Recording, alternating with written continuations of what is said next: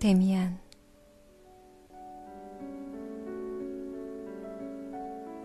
에바 부인. 그 네 번째 이야기.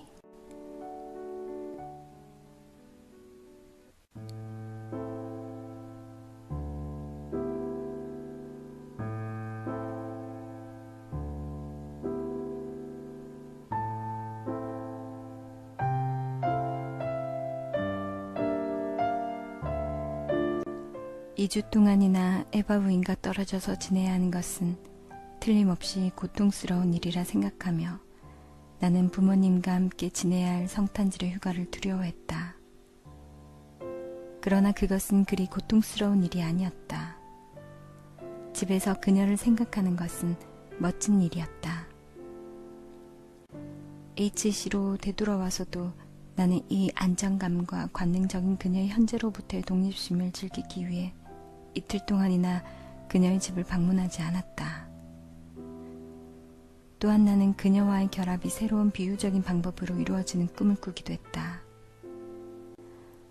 그녀는 내가 용솟음치며 흘러들어가는 바다였다. 그녀는 별이었고 나 자신도 별로서 그녀에게로 가는 중이었으며 우리는 중간에 만나 서로 끌리고 있음을 느꼈으며 함께 머물렀고 원을 그리며 서로의 주위를 영원토록 행복하게 맴돌았다. 내가 다시 그녀를 방문한 첫날, 나는 이 꿈을 이야기해 주었다. 그의 꿈은 참 아름답군요. 그녀는 조용히 말했다. 그것이 진실이 될 수 있게 하세요. 이른 봄날, 내가 결코 잊을 수 없는 날이 있었다. 나는 거실에 들어섰다. 창문이 하나 열려 있어서 훈훈한 바람이 히아신스의 무거운 향기를 방 안으로 휘몰아 넣고 있었다. 거실엔 아무도 없었으므로 나는 계단을 통해서 데미안의 서재로 갔다. 가볍게 문을 두드리고는 늘 그랬듯이 대답도 기다리지 않고 문을 열고 들어섰다. 방은 어두웠고 커튼은 모두 드리워져 있었다. 데미안이 화학 실험실을 꾸며놓은 조그만 옆방으로 통하는 문이 열려 있었다. 그것으로 먹구름 사이로 비치는 밝고 하얀 봄 햇살이 들어오고 있었다. 아무도 없다고 생각한 나는 무심코 한쪽 커튼을 젖혔다. 바로 그때 나는 커튼이 드리워진 창문 가까이에 데미안이 이상한 모습을 한 채 걸상에 웅크리고 앉아있는 것을 발견했다. 언젠가 이런 일을 본 적이 있다는 느낌이 번깃불처럼 나를 스쳐갔다. 그는 두 팔을 아무 움직임도 없이 내려뜨리고 두 손을 무릎 위에 놓은 채 앉아 있었다. 두 눈을 크게 뜬 채 다소 앞으로 숙이고 있는 그의 얼굴은 무감각해 보였고 눈동자에는 조그맣게 빛나는 빛의 반사가 마치 한 조각의 유리처럼 생기 없이 반짝거리고 있었다. 창백한 얼굴은 자기 내면에 깊이 침잠해 있었으며 몸서리 처지는 마비 상태 이외의 다른 표정이라고는 그 무엇도 찾아볼 수 없었다. 그것은 마치 사원의 현관에 있는 태구적 짐승의 가면처럼 느껴졌다. 그는 거의 숨도 쉬지 않은 것처럼 보였다. 나는 되살아난 추억에 몸을 떨었다. 수년 전 내가 아직도 조그만 소년이었을 때 지금과 똑같은 그의 모습을 본 적이 있었다. 그렇게 그의 두 눈은 내부를 응시하고 있었다. 그렇게 그의 두 손은 생기 없이 나란히 놓여 있었으며 그의 얼굴 위로는 파리 한 마리가 기어다니고 있었다. 아마도 6년 전인 그때에도 그는 꼭 이렇게 나이 들어 보였고 시간을 초월한 것처럼 보였다. 얼굴에 있는 주름살 하나도 오늘과 다름이 없었다. 나는 공포감에 사로잡힌 채 가만히 방을 나와 계단을 내려왔다. 거실에서 나는 에바 부인을 만났다. 그녀는 창백하고 피곤해 보였는데 그녀에게서는 그런 표정을 한 번도 본 적이 없었다. 그림자가 창문을 스쳐 지나가자 눈부신 하얀 빛이 호련히 사라졌다. 저 데미안에게 갔었어요. 난 성급하게 말했다. 무슨 일이 생겼나요? 그가 잠을 자는 건지 아니면 무엇에 몰두하고 있는 건지 저는 잘 모르겠어요. 옛날에도 그렇게 하고 있는 것을 한번 본 적이 있었지만요. 물론 그 애를 깨우지는 않았겠죠? 그녀는 황급히 물었다. 예, 그는 내가 들어가는 소리도 듣지 못했어요. 저는 곧 되돌아 나왔어요. 에바 부인, 무슨 일이 생겼는지 제게 말씀해 주실 수는 없으세요? 그녀는 손등으로 이마를 쓰다듬었다. 걱정 마세요, 싱클레어. 아무 일도 없으니까요. 그 애는 명상에 잠긴 거예요. 그리 오래 걸리진 않을 겁니다. 그녀는 일어서서 막 비가 내리기 시작한 정원으로 나갔다. 나는 그녀를 따라 나가서는 안 된다고 직감했다. 나는 거실을 왔다 갔다 하면서 정신을 혼미하게 만드는 히아신스의 꽃향기를 맡기도 하고 문 위에 걸린 내가 그린 새 그림을 쳐다보기도 하면서 오늘 아침 이 집을 가득 채우고 있는 기이한 그림자를 답답하게 호흡했다. 이것이 무엇일까? 무슨 일이 일어난 것일까? 에바 부인은 곧 되돌아왔다. 빗방울이 그녀의 까만 머리카락에 방울져 있었다. 나는 그녀 곁으로 다가가서 그녀에게 몸을 굽히고 머리카락에 맺힌 물방울에 입을 맞추었다. 나에겐 그 물방울이 눈물 같은 맛으로 느껴졌다. 그에게 가보고 올까요? 나는 소곤거리는 낮은 어조로 물었다. 그녀는 연약하게 미소를 지었다. 어린애 같은 짓 말아요, 싱클레어. 그녀는 자기 자신의 마음속에 깃든 마력을 깨뜨리기라도 하려는 듯이 크게 나무랐다. 지금은 가고 나중에 다시 오세요.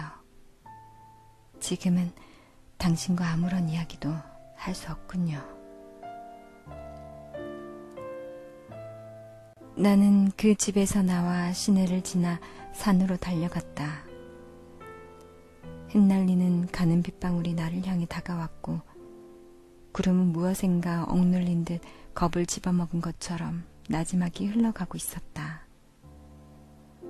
아래쪽은 바람이라곤 거의 불지 않았지만 높은 곳은 폭풍이 일고 있는 것 같았다. 아주 잠시 동안 태양이 강철 같은 잿빛 구름 사이로 파리하게 때론 눈부시게 얼굴을 내밀곤 했다. 그때 하늘에서는 누런 구름이 뭉게뭉게 흘러가고 있었다.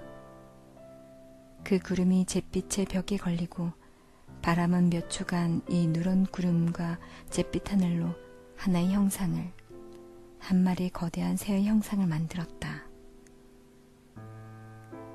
이 새는 푸른 혼돈으로부터 뛰쳐나와서는 훨훨 날개를 치면서 하늘로 사라져 버렸다. 그리고 나자 폭풍이 몰아치는 소리가 들리고 비가 우박과 뒤섞여 쏟아졌다. 짤막하지만 엄청나게 무거운 천둥 소리가 빗발에 얻어맞은 풍경 위에서 울려왔다. 그러더니 곧 다시 햇살이 비쳐들고 갈색의 숲 너머 있는 가까운 산 위에 희미한 눈이 거슴틀에 비현실적으로 빛나고 있었다. 몇 시간 후에 내가 흠뻑 젖은 채 되돌아오자 데미안이 손수 현관문을 열어주었다. 그는 자기 방으로 나를 데리고 갔다. 실험실은 가스불이 타고 있고 종이가 사방에 흩어져 있는 걸로 보아 그가 일을 하고 있음을 짐작하겠다. 앉아. 그는 의자를 권했다. 피곤하지?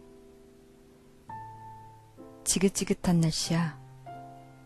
자넨 바깥에서 몹시 헤맨 모양이군. 곧 차를 가져올 거야. 오늘은 뭔가 시작됐어. 나는 주저하면서 말했다. 이건 단순한 천둥 번개가 아닐 수도 있어. 그는 무엇인가를 찾아내려는 듯이 나를 쳐다보았다. 너 무엇을 보았니? 구름 속에서 잠깐 동안이지만 하나의 형상을 봤어. 무슨 형상을? 한 마리의 새였어. 그 매? 그것이었나? 네 꿈속의 새 말이야. 응, 내 매였어. 그것은 누렇고 굉장히 컸어. 곧 검푸른 하늘로 날아들어가 버렸지. 데미안은 깊은 한숨을 내쉬었다. 문을 두드리는 소리가 들렸다. 늙은 가정부가 차를 가져왔다. 자, 싱클레어, 차를 들어. 나는 네가 그 새를 본 것이 우연이라고 생각하지 않아. 우연? 그런 것을 우연히 볼 수 있을까? 그렇지. 우연히 볼 수는 없겠지. 그것은 무엇인가를 의미하고 있을 거야. 무엇을 의미하는지 알겠어? 아니, 나는 다만 그것은 변화를, 운명의 한 걸음을 뜻한다고 느낄 뿐이야. 나는 그 매가 우리들 모두와 관계가 있다고 생각해. 그는 성급한 걸음으로 이리저리 서성거렸다. 운명의 한 걸음이라고? 그는 큰 소리로 외쳤다. 나도 똑같은 꿈을 꾸었어. 어머니도 어제 똑같은 것을 의미하는 예감을 느끼셨다더군. 나는 사다리를 타고 어떤 나무줄기인가 탑으로인가 올라가는 꿈을 꾸었어. 내가 위로 올라가서 보니까 그곳은 넓은 평야였는데 온 나라가 도시 마을 할 것 없이 모두 불타고 있는 거야. 나는 아직 전부를 이야기할 수는 없어. 아직 모든 것이 뚜렷하게 파악되진 않았으니까.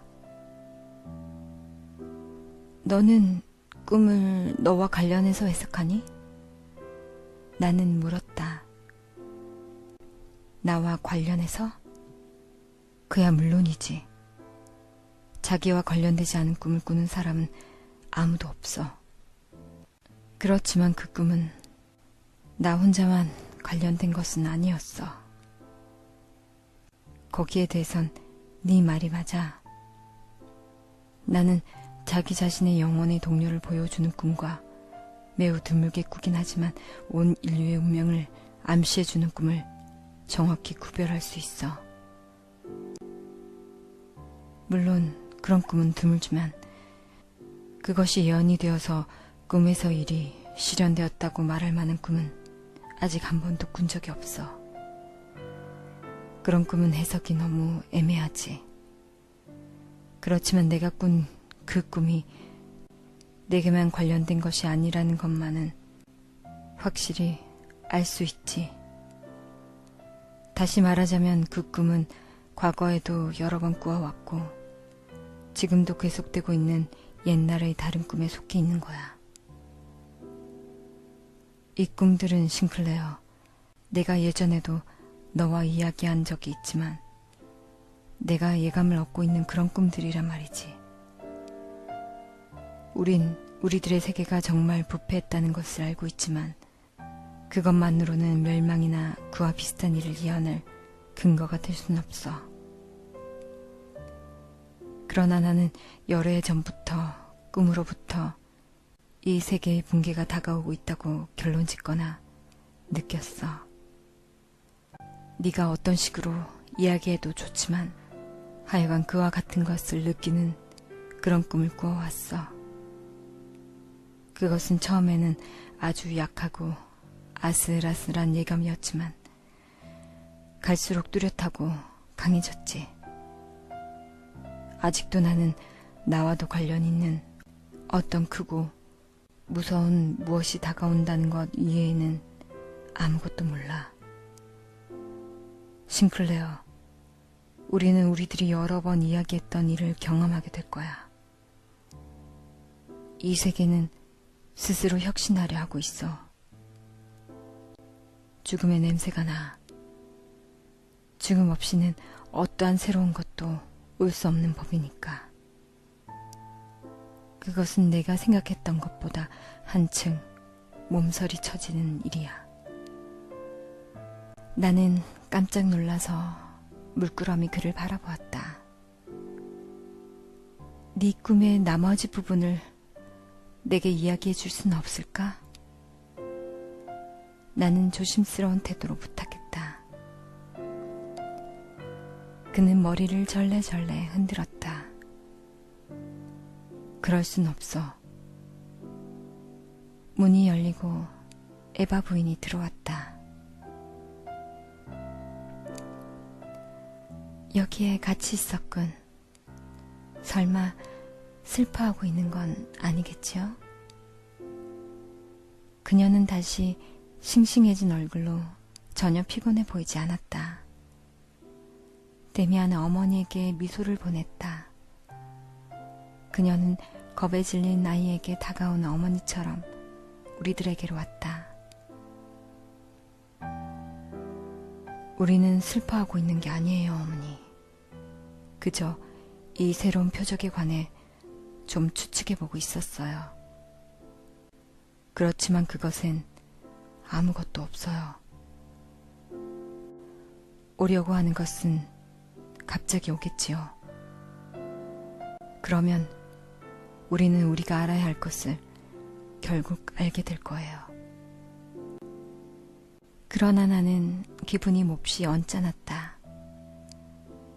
작별을 구하고 혼자 거실을 지날 때 풍겨온 히아신스의 향기가 시들고 무미한 죽음의 냄새처럼 느껴졌다.